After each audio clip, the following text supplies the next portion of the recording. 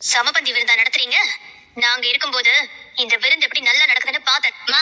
10 ஜோடிக்கு கல்யாணம் பண்ணி வைக்கிறேன்னு சொன்னாங்க. அதுல 2 ஜோடியா மட்டும் ஏற்கனவே கல்யாணம் ஆனவங்களா சேர்த்து விட்டு அவங்களுக்கு கொடுக்கிற சீர்வரிசையில பாதிக்கு பாதி நாம கமிஷன் அடிக்கலாம்னு நினைச்சோம். அது ஒரு தப்புன்னு சொல்லி நம்மள எல்லாரும் முன்னாடியும் அசிங்கப்படுத்தி நம்மள கிட்டயே வரக்கூடாதுன்னு சொல்லி ஒதுக்கி வச்சிருக்காங்க பாருமா. இவங்களை சும்மாவே விடக்கூடாதுமா. சேது மாமாவும் தமிழ்ச்செல்வியும் நல்லா இருக்கணுங்கிறதுக்காக தான் இந்த பரிகாரம் பண்றாங்க. நாம இந்த பரிகாரத்தை நல்லபடியா நிறைவேற்றவே விடக்கூடாதுமா. கரெக்டா சொன்னடி. இப்ப என்ன பண்ணலாமா? ஊரையே கூப்பிட்டு சாப்பாடு போடுறேன்னு எல்லாரையும் வர வச்சுட்டாங்கல்ல. இப்ப அந்த பந்தியே நடக்காம போயிடுச்சுன்னா? புரியலையே. எங்கேயாவது போய் 4 பள்ளியும் 4 கரப்பாம்பூச்சியையும் புடிச்சிட்டு வா. அத அந்த சாம்பார்ல போட்டு விட்டுட்டு ஊரையே கூப்பிட்டு சாம்பார்ல பள்ளியும் கரப்பாம்பூச்சியும் மிதக்குதுன்னு சொன்னோன்னு வெயி.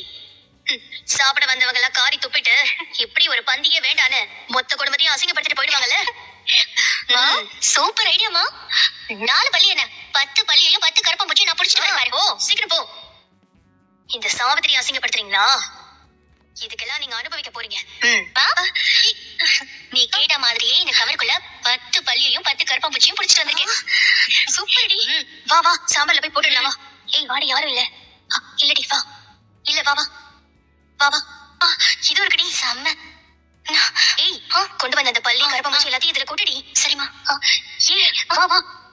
ஐயோ